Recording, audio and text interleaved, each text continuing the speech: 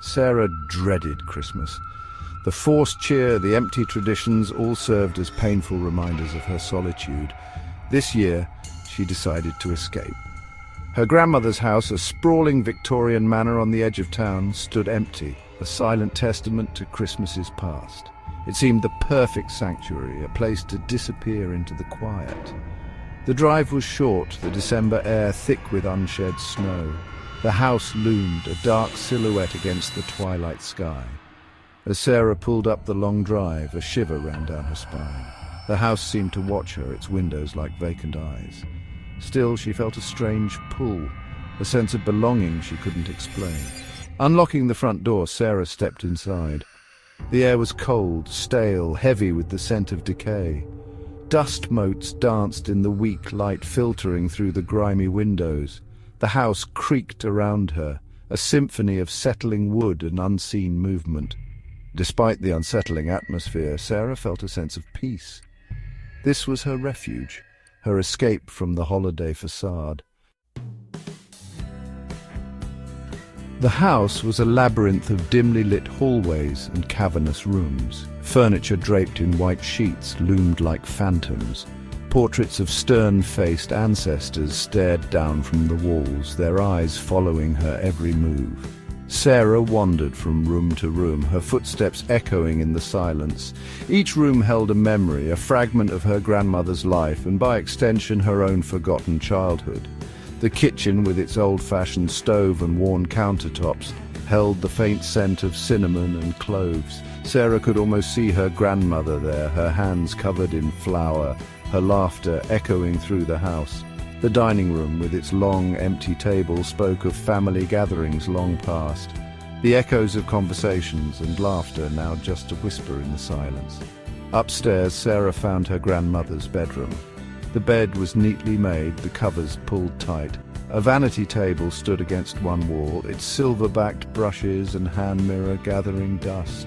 Sarah picked up a brush, its handle cold and smooth in her hand. For a moment she imagined her grandmother sitting there, brushing her long silver hair, her reflection staring back from the dusty mirror. The image was so vivid, so real, that Sarah turned, half expecting to see her standing there.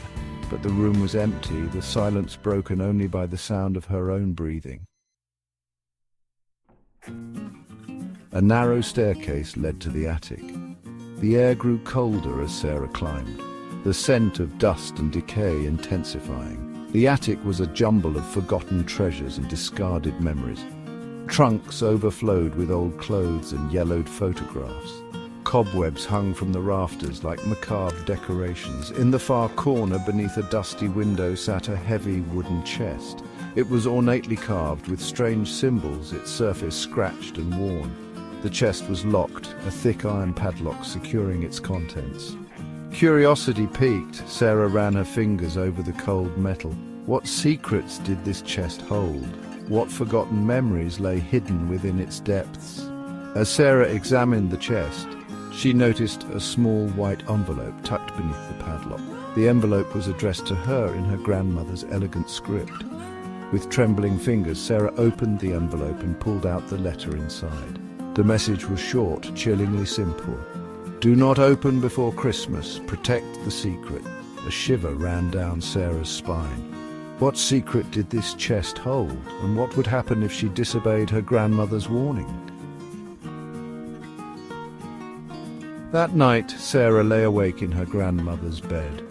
The house creaked and groaned around her, the sound amplified in the silence. The wind howled outside, rattling the windows in their frames. She couldn't shake the feeling that she was being watched, that unseen eyes followed her every move, every creak of the floorboards, every rustle of curtains sent a jolt of fear through her. Sleep, when it finally came, was filled with unsettling dreams. She dreamt of shadowy figures lurking in the corners of her vision, of whispers too faint to decipher. The chest in the attic figured prominently in her dreams, its carved symbols seeming to writhe and shift before her eyes. She woke with a start, her heart pounding in her chest. The shadows in the room seemed to deepen, taking on menacing forms in the darkness. A cold draught snaked across the room, chilling her to the bone. Then she heard it, a soft whisper, just at the edge of hearing. It seemed to come from the hallway outside her door, a sibilant murmur that sent shivers down her spine.